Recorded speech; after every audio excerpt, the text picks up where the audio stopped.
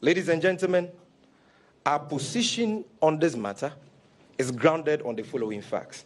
And as you know, this program is dubbed Moment of Truth. And everything we tell you here will be supported with indisputable and incontrovertible evidence for you to know that we are not just making up stories, but indeed the evidence supports the fact that government is complicit in this matter and has the responsibility of ensuring that all Menzgold customers get their monies. Now, number one, the Menzgold problem is largely the creation of the Akufo-Addo government, as I've already intimated. This is because the many overt acts of endorsement and advertisement of Menzgold and his CEO, Nana Pia Mensah, aka Number One, by the president and his appointees, are inextricably linked to the present predicament of Menzgold customers. Undoubtedly, the open endorsement of Number One and Menzgold by this government greatly enhanced the credibility and legitimacy of Menzgold in the eyes of the general public and encouraged many people to invest with the company, even after the Bank of Ghana had cautioned the general public against that. Ladies and gentlemen from the media, it is important at this stage to put the issues within the right historical context and lay bare the facts for the appreciation of all. You see, in 2014, under the ex-Wal Mahama NDC regime, the Bank of Ghana discovered in a special exercise in the central region that an entity called Men's Bank, ending with a K, was operating as a microfinance and illegally using the name bank somewhere in Kaswa. Pursuant to that, on March 11, 2015, the Bank of Ghana issued a notice publishing a list of unlicensed entities operating illegally in the country, which list included Men's Bank. This entity subsequently changed its name to Men's Bank, ending with a C. And there again, on April 13, 2016, the Bank of Ghana issued another notification to the public, warning the public against the illegal deposit-taking activities of this entity. Again, on August 16, 2016, the Bank of Ghana contacted officials from the Minerals Commission, the Precious Minerals Marketing Company, PMMC, on the license status of Men's Bank, and subsequently commenced investigations into the gold vault market product of the company.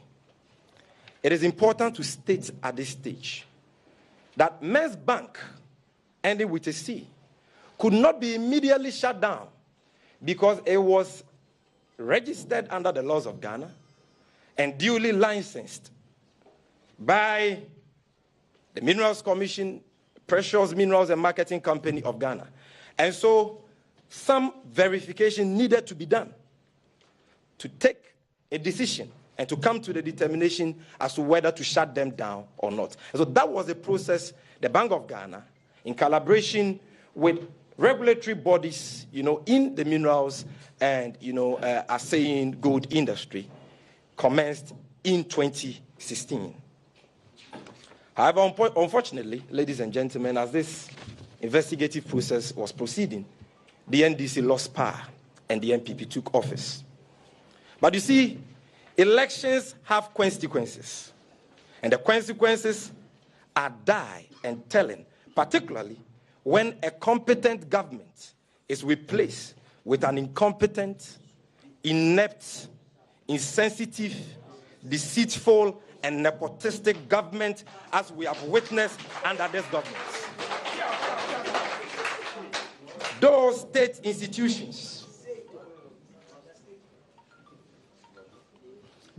institutions, like the Bank of Ghana, the Minerals Commission, SEC, continued their investigations into the illegal deposit-taking activities of Menzgold.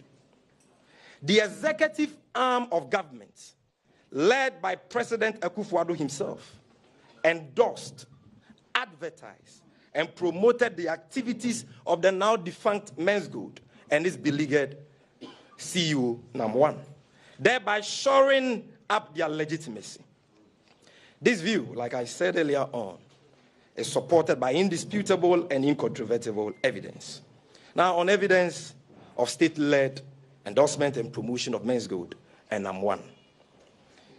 Ladies and gentlemen, although government knew at all times that Menzgold and his CEO, #1, were engaged in illegal business because the Bank of Ghana previously had issued notices to that effect, and in spite of the fact that they knew that Menzgold and #1 were subjects of investigations by the Central Bank of Ghana, on August the 26th, 2017, private agency called Entrepreneurs Foundation of Ghana, at this Ghana's Business Quality Awards, organized under the auspices of the Ministry of Finance, bestowed on Menzgold a Quality Business Award.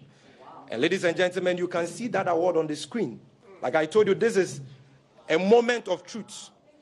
And so we will give you evidence of every single claim we make here, because it is nothing but the facts. And so, this is exactly. You see, the Ministry of Finance collaborated with a private entity called Entrepreneurs Foundation of Ghana and bestowed on Menzgold, which was a subject of investigation by the Central Bank, a quality award in 2017. Immediately they came into office. In other words, ladies and gentlemen, the Ministry of Finance, which is headed by the cousin of the president, Ken Ofori-Atta, in collaboration with the EFG, that's the Entrepreneurs Foundation Ghana, awarded Menzgold as one of the best companies in the gold assaying and monumental coins industry. Therefore, it is ultimate hypocrisy for this same Ken Ofori-Atta, whose ministry lured innocent citizens to invest in Menzgold, to turn around and insult the grieving customers as greedy people. We would like to inform Ken Ofori-Atta that he is by far the greediest political figure in Ghana today. He has no moral authority, no moral high ground to label any citizen of Kwame Nkrumah's Ghana as greedy. Ladies and gentlemen, if greed was ever a human being, his name would be Ken Ofori-Atta. Also, in spite of the fact that government knew at all times that #1 was engaged in illegal business, on the 28th of April 2018, at the 8th Ghana Entrepreneurs and Corporate Executive Awards, organized here again by the Entrepreneurs Foundation of Ghana at the Moving Pick Ambassador Hotel, the Ministry of Trade, Ghana's Ministry of Trade, and the Ministry of Business Development, together with the Entrepreneurs Foundation of Ghana, awarded Ghana's #1 conman, fraudster, Nana Appiah Mensah, CEO of Menzgold, as the best business executive for 2017. Here again, you can see the award on the screen. Technically, I don't know if you can show them the picture. And so, you see, these are all awards which were backed by the state. And in spite of the fact that government knew that this Menzgold and this CEO were subject of investigations, they didn't think about the ordinary Ghanaian. They didn't think about the unsuspecting Ghanaian out there. They chose to endorse and award #1 and Menzgold, and we have given you the evidence to that. Number 3, the NDC cannot also forget the now infamous visit of #1 to the presidency with his close pal and close confidant of President Akufo-Addo, Kwesi Nyantakyi of #12 fame. Government's claim that number one was included in the said delegation because he had indicated or expressed an intention to sponsor Ghana's Football League is an afterthought and a poor attempt at defending the indefensible. The said allegation, or the said delegation, was made up of CAF and GFA officials. So. Number one, we know, has never been an official of any of these bodies. The fact that he had expressed an intention to sponsor Ghana Football League didn't make him an official of GFA or CAF. Ordinarily, he had no business joining that delegation. And our president had no business meeting with him. Ladies and gentlemen, when in this country have you seen any president of this country meeting with sponsors or potential? He was not even a sponsor at the time. He was a potential sponsor because we are told by government that 4 days earlier, maybe before that visit, he had only expressed his intention, to sponsor the league. When in this country have you seen President Kufuor or President Mills or President Mahama or J.J. Rawlings meeting with potential sponsors of Ghana's Football League? It is not the job of the president to be doing that. So he had no business meeting him in the first place. But not just that.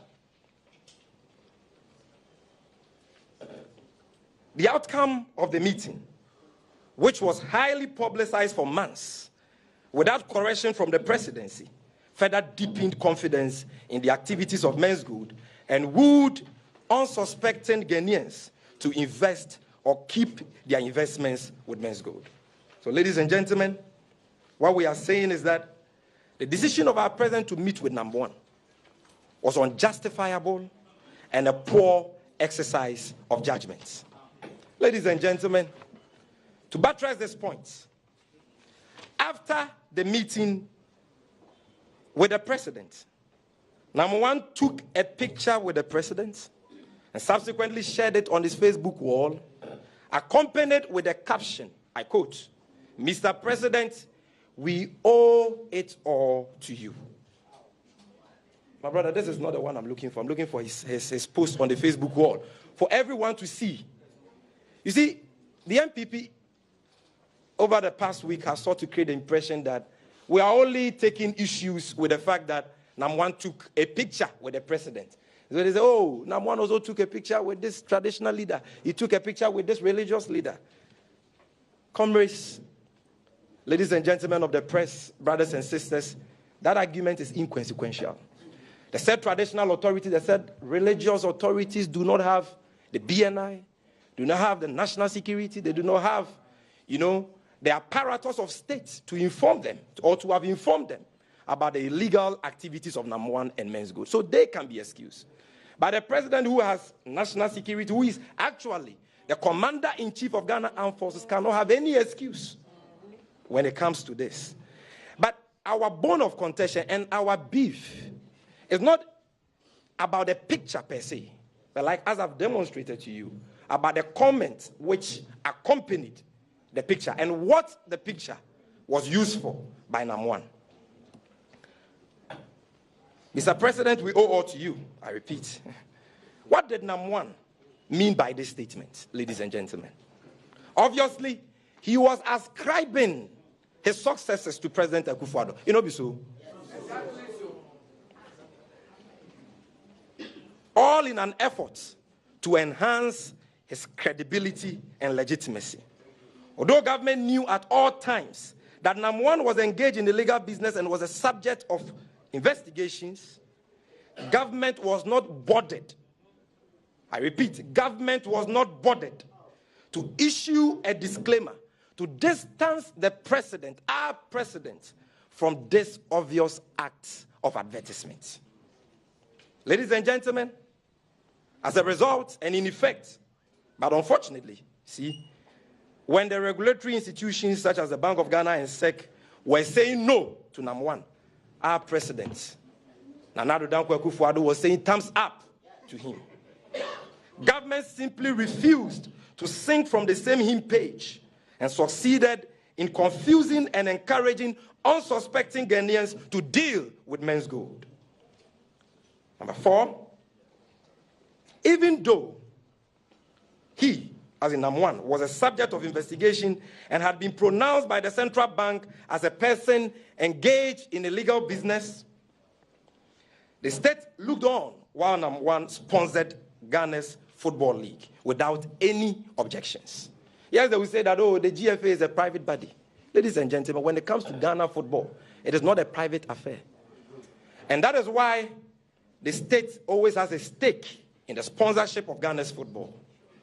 So, at least our government, our presidents, government officials who we pay with our taxpayers' money, with our taxes, to protect us from crime, should have at least raised objections with the sponsorship of Ghana's Football League by NAM1, knowing very well that he was a subject of investigations by Central Bank. However, that did not happen. And so that enhanced the visibility and legitimacy of NAM1 and his businesses. Again, during the national tour of NAM Mission, the Minister of Tourism, Honorable Catherine Afiku, after taking inspiration from her boss, President Akufo-Addo, was seen chaperoning NAM1 throughout the Western region, ostensibly to create tourism awareness. This, ladies and gentlemen, was another open state endorsement and ministerial advertisement of the beleaguered CEO of Menzgold, which enhanced his popularity, legitimacy, and credibility. Again, friends from the media, would like to submit to you, and this is the interesting part, that the wife of President Akufo-Addo, Ghana's First Lady, also took active part in the endorsement and promotion of NAM1. In March 2018, her foundation, the Rebecca Foundation, partnered with NAM Mission, another company belonging to the beleaguered Menzgold CEO, in connection with a medical outreach program in some parts of the country. Ladies and gentlemen, there are so many NGOs and so many humanitarian organizations in Ghana and in the world. Amongst all of them, our First Lady Auntie Becky could not find any reputable, any credible agency to partner with, but rather chose to partner with the man, Nana Appiah Mensah, Ghana's #1 fraudster. If this had happened under the government of President Mahama, what would our brothers and sisters in the MPP say? What would they have said? Where in this country, when the DKM matter arose, even though President Mahama and his wife never knew the owners of DKM, even though they never had meetings with them at the seat of government, even though they never took pictures with the owners, even though the owners never posted pictures with them, ascribing their successes to them on social media, even though their officials never took the owners of Goddess Life, DKM, on tours and so on, our brothers in the MPP, because they have lies in their DNA, lied against them, that DKM belonged to them. Today we know how the passage of time has exposed these lies, these wicked lies of the MPP. When you go to Sunyani today, the story building just sitting opposite the Sunyani Coronation Park, which was owned by DKM, has been bought by one phaser, bodyguard of Honorable Asoma Chreme, Minister for Lands and Natural Resources. How can a bodyguard, that muscular man who won Ghana's most strongest or so, get that amount of money to buy the said story building? Their own vice chairman, Abronye, came out and indicated that it was Asoma Chreme, who was then the regional minister, who had actually purchased this building. The matter went to court, and the court has reversed that decision. The question I would ask Honorable Asoma Chreme when I meet him is whether he bought that building from Lordina Mahama or John Mahama, since they said in opposition that DKM belonged to them. Today,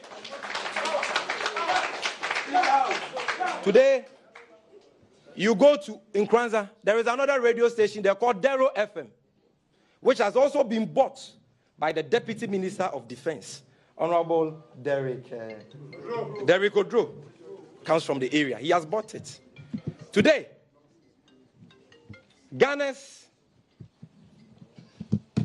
Municipal Chief Executive for the Kintampo South area, representative of President Akufo-Addo, head of DISEC in the Kintampo South Municipal Assembly, called Alex Jan, was actually the general manager of God is Love in Techiman and the Kintampo area. He's been awarded with an appointment, and he is the representative of the president there. And yet, you have seen this for yourself. Ladies and gentlemen, this is not politics as usual. We are not seeking to reap political capital from this exercise. We are speaking as Ghanaians who are concerned about the plight of the ordinary, and the grieving customers of Menzgold.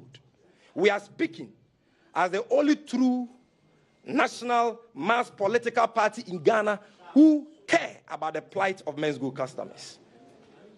And it is for Ghanaians to judge whether this government was worthy and deserving of the mandate we gave them on 7th December 2016. But ladies and gentlemen, let me continue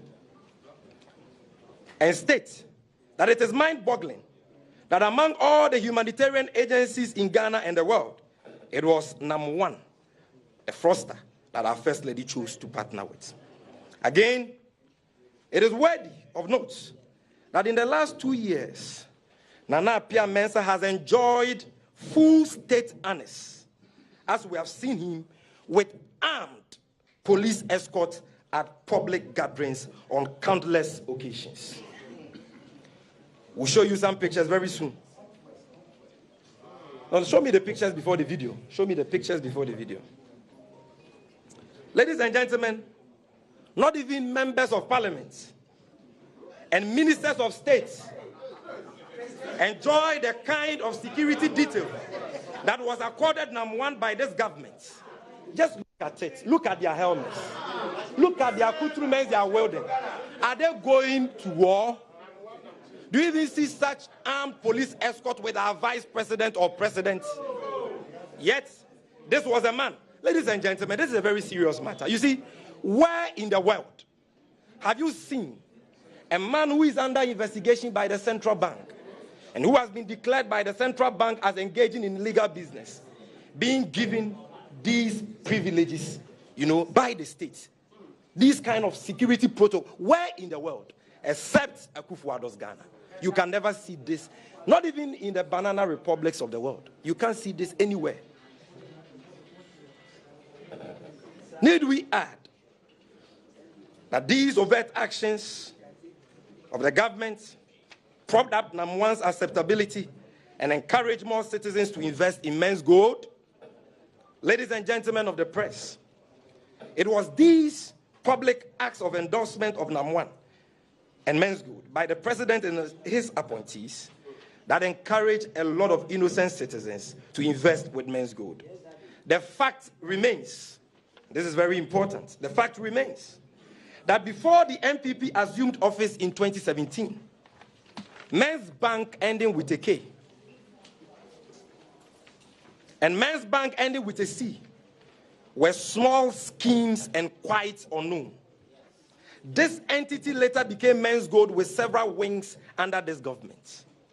As a result of official state enablement, the clientele base of the company grew exponentially within the last 2 years. Information available to us, ladies and gentlemen of the press, suggests that the company acquired about 90% of its current clientele between 2017 and 2018.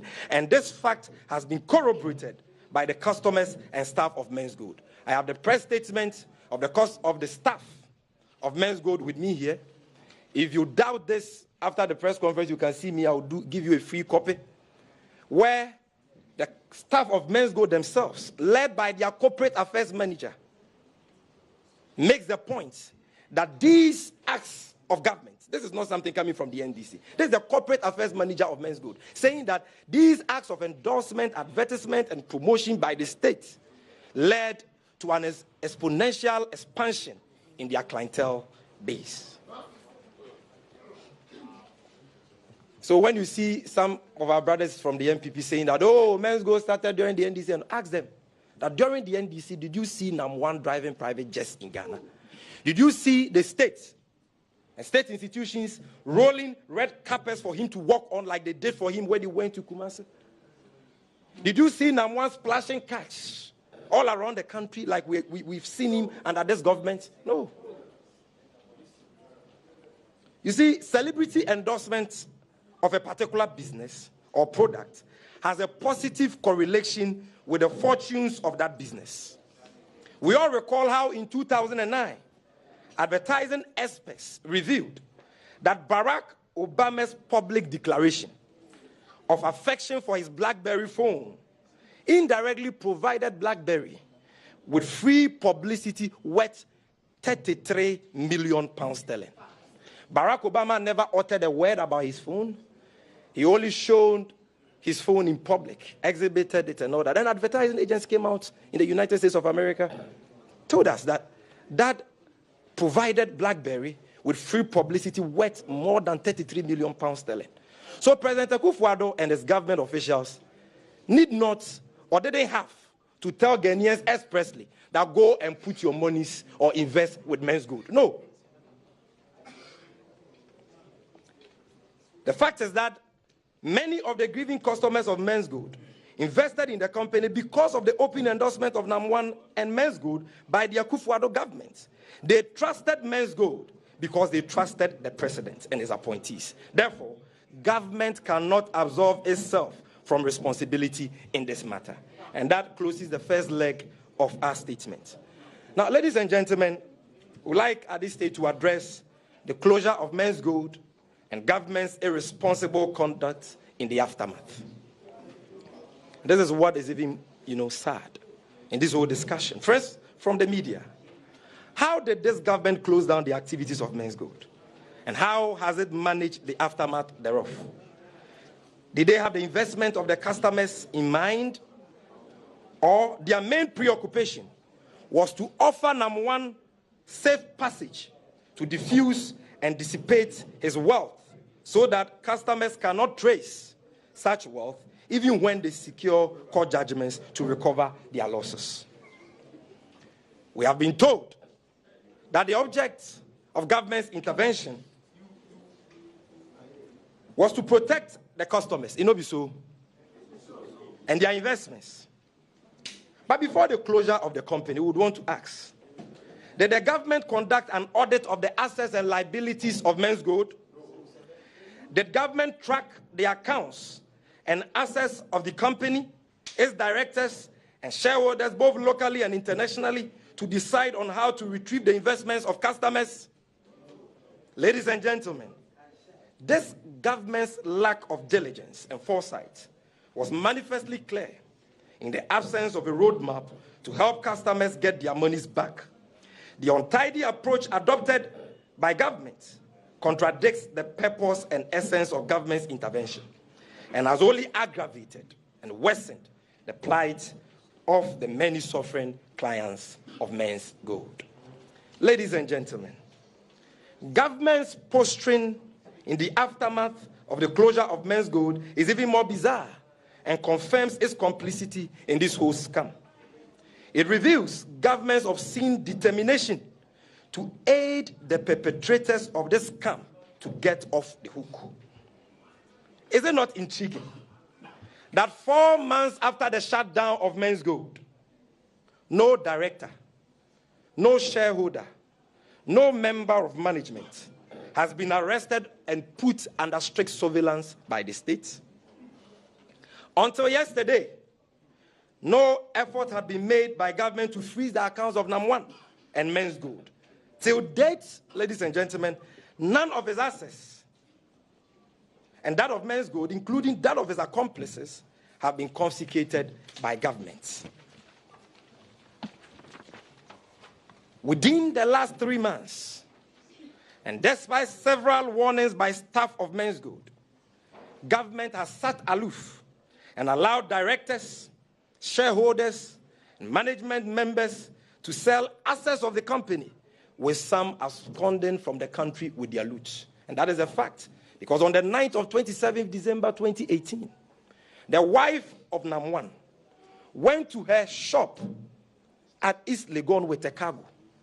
People saw her offloading, actually packing all her jewelry in her shop into this cargo. They did that all through the night. Some of the people in that locality have called us and have told us that they actually called the police and our security agencies and reported the matter to them. But none of them responded. They sat aloof and allowed the woman to pack her jewelry and precious stuff from the shops. Today, when you go there, the shop is empty. Other companies of Nam1, like Xylophone Media, are still operating in this country whilst government looks on unconcerned. Liquidation processes haven't been commenced against Menzgold, despite the state being fully clothed with the power and authority under the law to do so. If this does not smack of sheer dereliction of duty and complicity on the part of government, then what else is it?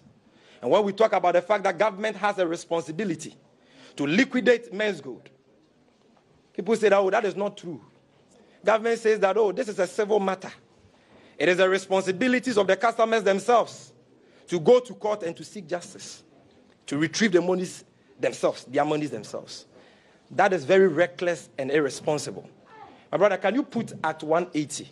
If you look at the Body Corporates Official Liquidation Act of Ghana, Act 180 of 1963, look at Section 1C and you look at the mode for official winding up, it is clear that one of the ways of dissolving or winding up a company is by a petition to the courts.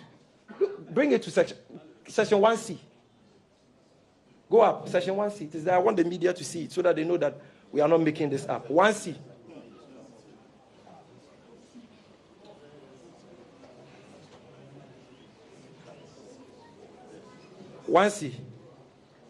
Oh.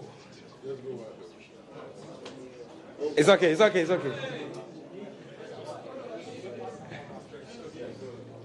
No, this is the IOCO Act, not H04. Get me the Body Corporates Act, 180, and then we can refer to that later. So, if you look at the law, it is clear. We will later come to the IOCO Act and assess the decisions which have been taken or the conduct of IOCO in this whole matter. Ladies and gentlemen, liquidation processes, I repeat, haven't been commenced against Menzgold, despite the state being fully clothed with the power and authority under the law to do so. If this does not smack of sheer dereliction of duty and complicity on the part of government, then what else is it? Of course, we are fully aware, ladies and gentlemen, I need your attention, of some secret payments made to government appointees and their cronies who equally invested in Menzgold by top management members of the company. This has been going on the blind side of the innocent customers of Menzgold for some time now. And this fact is strongly corroborated by senior staff members of Menzgold in a recent press statement. Once again, these secret payments speak loudly about a government that cares only about its family and friends and care less about the ordinary Ghanaian. Now, if I can just point you to Section 1C. Section 1C. No, go up before I move on. Okay, go to 4C. 4C, come down. I don't know why you're having it. Most of winding up, the official winding up of a company may be commenced by, look at C, a petition to the court. Now go to 4. Section 4. Go to 4. Go down again. Good. Procedure on petition to courts. Now look at 1. The registrar or any person who is a creditor, A, a creditor of the company, B, a member or a contributor, C, the Attorney General, but only on the ground specified in paragraph C of subsection 2 of this section. Look at paragraph 2. It says the court may order the official winding up of a company on such a petition where, C, the business or objects of the company are unlawful, or the company is operated for an illegal purpose, or the business being carried on by the company is not authorized by its regulations. So in the face of this law, how can government say that this is a civil matter? This is the law. And these are the laws that the president has sworn to uphold. Again, I spoke about the confiscation of assets. Now, can you open Act 804 before I go to the concluding part? Now, ladies and gentlemen, whilst he's doing that, let me proceed. Government's inertia. Ladies and gentlemen of the press, the NDC is aware of the real reason behind government's inertia in this whole Menzgold matter.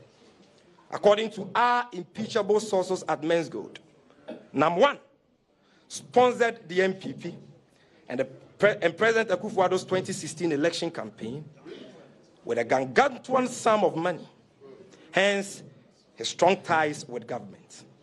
NAM1's amorous affair with the Akufo-Addo government is the only explanation as to how state security aided him to abscond from our jurisdiction and continues to treat him and his accomplices with kid gloves.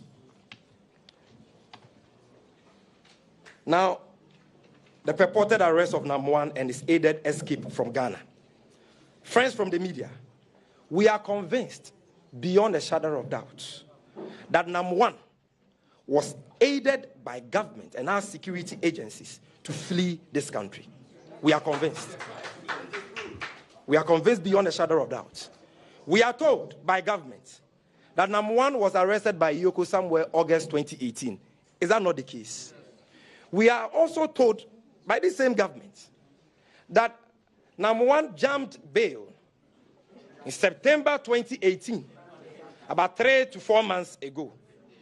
We are again told that when he was arrested in August, he was given a self-recognizance bail.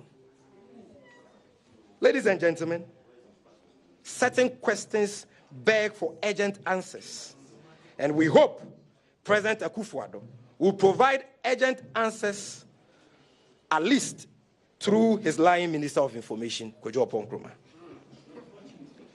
Number one, why was NAM1 granted self-recognizance bail, given the seriousness and the magnitude of this case? Number two, knowing that NAM1 was a flight risk, equipped with a private aircraft, why was his passport and traveling documents not seized by Yoko in line with their standard practice? We're in this country, and some of our corporates, specifically Kojo Chumbuafo, Dr. Puni, and a few others were invited by Yoko over some flimsy, excuses, some flimsy reasons. Immediately they went to Yoko, their passports and traveling documents were seized. In fact, in the case of Kojo Nkrumah, his case involves unaccountable interest. Kojo Chumbuafo. His case involves an issue of unaccountable interest of just $3,000. And even in that matter, his passports and traveling documents were seized by Yoko. But in this matter involving more than $200 million, involving thousands of citizens, the life savings of thousands of Ghanaian citizens, and perhaps millions of livelihoods, government decided to give him self-recognizance bail. Again, why was he not put under strict surveillance by our security agencies? What kind of security apparatus is our president superintendent over in this country? How was he able to slip out of this country without the knowledge of our security agencies? We know that NAM1 absconded from Ghana in September 2018. Ladies and gentlemen, that is about 3 months ago. Until the Kumasi demonstration by customers of Menzgold, what had government done to rearrest him? The man absconded 3 to 4 months ago. What had government done to rearrest him? Why did they have to take the nephew of the president, Ghana's de facto Prime Minister, Gabi Ochredakon, to inform the nation and giving customers of Menzgold on his Facebook wall that NAM1 has absconded from this country? Is he the PRO of Yoko? See, ladies and gentlemen, the more questions the NDC poses, the more glaring government's role in aiding and abetting the escape of NAM1 becomes. ladies and gentlemen of the press, as pressure continued to mount on government to take responsibility, a patently defective arrest warrant was issued by government for the arrest of Nam1.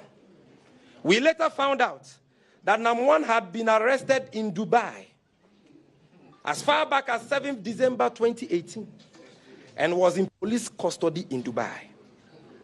What this means is that at the time the defective arrest warrant was issued, Nam1 was already in police custody in Dubai. Can you imagine this embarrassment? We issued an arrest warrant and activated Interpol in 197 countries to look for a fugitive, a supposed fugitive who was already languishing in Dubai. This can only happen under Akufo-Addo's government. But this is the interesting part, ladies and gentlemen.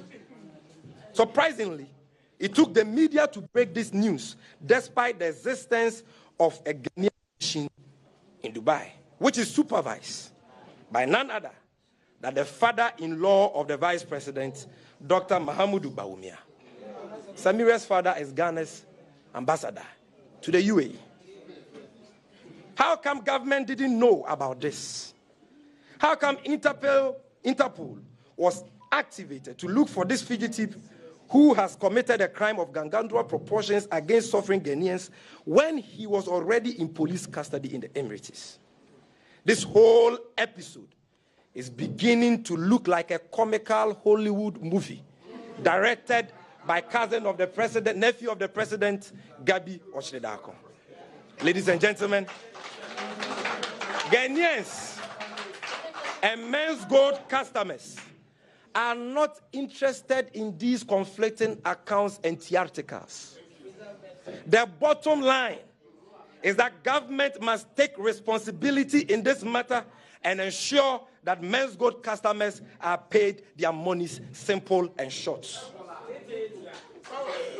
Now, before we conclude, ladies and gentlemen, my brother, can we look at Section 2 of Act 804, the Yoko Act? Section 2. Just go up. Section 2 of the Yoko Act. I want the media to see this for themselves. Section 2. Because I want you to know the objects of Yoko. By law, the objects of Yoko is to detect and prevent organized economic crimes. And number 2, to facilitate the confiscation of proceeds of economic crimes. It is there, black and white, Section 2 of the Yoko Act of 2010, Act 804. It is there. It is there. The objects of the office. The object is to detect and prevent the commission of organized crimes and also to facilitate the confiscation of proceeds of economic crimes. Section 2, it is there. The objects of the office are to A, prevent and detect organized crime, and B, generally to facilitate the confiscation of the proceeds of crime. And look at the powers we have given them. As Section 33, my brother, move to Section 33, because we are concluding. We want to let Ghanaians know the kind of irresponsible, the kind of reckless government that we have in this country. Section 33, freezing of property. The Director General of Yoko has been given powers that not even the President of Ghana has. Look, where the Executive Director considers that freezing of property is necessary, where you consider that the freezing of property is necessary to facilitate an investigation or trial, the Executive Director may in writing direct the freezing of the property of a person or entity being investigated, or B, the Executive Director, or B, specified property held by a person or entity other than the person or entity being investigated or tried. And then, it is there. So you see, you've seen that for yourself. What is the point we are trying to make here, ladies and gentlemen? The point we are trying to make here is that we have clothed Yoko with enormous powers. And we all, including customers of Menzgold, pay the states We pay taxes to the state to be used to finance Iyoko to protect us. This is their responsibility towards us all, including the customers of Menzgold. We've given them powers to freeze assets even without a court order. If you look at the law, they can freeze, and they are only required by law to go to court after 14 days. And yet, Iyoko didn't see the need to freeze the assets of NAM1, to freeze the assets of Menzgold, its shareholders, directors, management members. Till date, even other companies of NAM1, like Xylophone Media, are still operating in this country. Now, to the DKM principle. Ladies and gentlemen of the media, contrary to the claims by government that there is a difference between the DKM matter and the present Menzgold issue, because whereas, according to them, DKM was licensed by the Bank of Ghana, Menzgold was not licensed by the Bank of Ghana, and neither was it licensed by SEC. Ladies and gentlemen, that distinction only exists in the minds of the MPP. It is a figment of their own imagination. Because in truth, there is no material distinction between the DKM matter and this present Menzgold issue. Government position that it has no responsibility to Menzgold customers is hypocritical and smacks of double standards. Just as DKM was licensed by the Bank of Ghana, Menzgold was also registered by the Registrar General and licensed by the Minerals Commission of Ghana. The Bank of Ghana is a state institution. The Minerals Commission of Ghana is also a state institution. What is the difference between this issue and the DKM matter? Ladies and gentlemen, the point I'm making is this. Just as DKM was licensed by the Bank of Ghana, Menzgold was also registered by the Registrar General and licensed by the Minerals Commission of Ghana. Both cases concern two companies registered and duly licensed by state institutions. Companies who paid their taxes and who, in one way or the other, violated the conditions of their license. If you look at the DKM matter and this matter, that is it. So on all fours, the two issues are the same.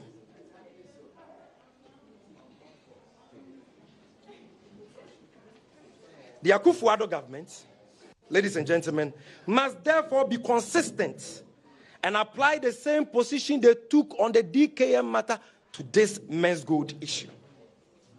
In line with the DKM principle established by them in 2016 whilst in opposition, government must take responsibility and retrieve the monies of Menzgold customers for them or pay same to them. Now, friends for the media, let's even assume, without admitting, that the argument being put forth by government is true, that Menzgold was not registered and licensed by state institutions to do what they were doing. The question the argument we are putting forth is that in any case, regulatory bodies do not regulate companies who are only registered under them. They register activities which fall under their jurisdiction. That is the essence of regulation. Either than that, why did the Bank of Ghana issue a statement in this matter? Why the SEC issue a statement in this matter? Because it is their duty to regulate activities. And they felt that the activities of Menzgold, specifically the illegal capital market activities of Menzgold, with regards to SEC, and with regards to the Bank of Ghana, the illegal deposit-taking activities of Menzgold fell under their jurisdiction. That is why they have intervened in this matter. And so the argument that, oh, because the company was not registered by the Bank of Ghana has no responsibility, is lame. That argument is a baseless and useless argument. Because what government is saying in effect is that somebody, say, engage in the pharmaceutical industry, can bring into this country fake drugs, sell these fake drugs to innocent citizens. And when the matter is reported to the attention of government will say, oh, this company was not registered with the Food and Drugs Authority. We have not given them license. So citizens are on their own. That is what government is saying. So it will therefore mean, like my General Secretary was telling me days ago, that now if you want to escape liability in this country, and you want to escape the remit of the law, make sure that you don't register with the Bank of Ghana and SEC. Defraud Ghanaians, and government will say, because you are not registered with us, it is a civil matter. That is how irresponsible, insensitive, clueless, and callous this Akufo-Addo government is. In any case, ladies and gentlemen, let me make this point. God is love. God is love. They conveniently mention DKM, and they leave God is love, Justa Motors, and all the other, agencies out. God is love was not licensed by the Bank of Ghana, like DKM. Justa Motors was not also licensed by the Bank of Ghana. Yet, in all these cases, the NPP was in opposition said that it was the responsibility of government to refund the monies of the victims. They told us that we should consider this issue as a national disaster. Were we not in this country when the NPP made those arguments? That we should consider those scandals as national disasters and intervene as a government, because government has the ultimate responsibility of protecting its citizens, including guaranteeing their economic rights. What has changed? Let's even grant them that Menzgold was not registered. What God is love registered. You see, double talk and lies, like I said, like we have always said, are in the DNA of the NPP, and they cannot stop. Ladies and gentlemen, now to the way forward.